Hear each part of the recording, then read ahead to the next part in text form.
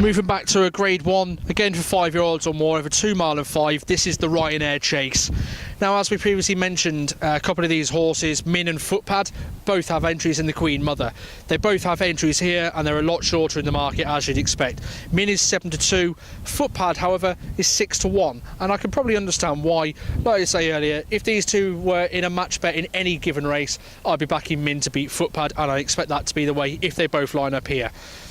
If they fail to line up here, the next in the market is 4-1, so splitting the two, and that's Monolly. He had a good run in the Red Mills Grade 2, and he won that last time out as well. But you could argue, what did it actually beat, because the form doesn't appear to be overly strong.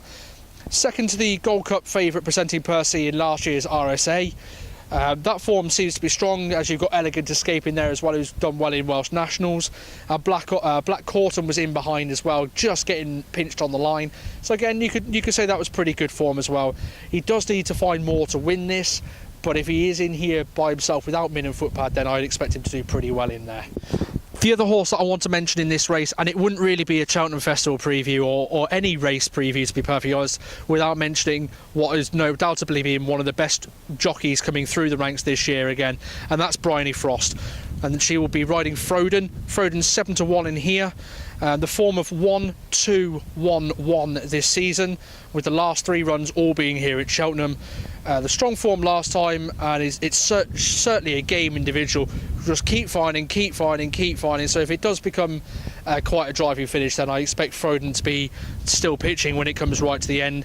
Jumping is one of Frodon's biggest assets. The travelling speed, that's where it could get found out, especially if Monolly or Min or Footpad come into this race.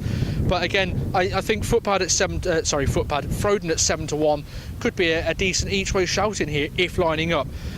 Looking at some of the trends, 9 of the last 12 winners have been between the ages of 7 and 9, so that's certainly a key thing to look out for.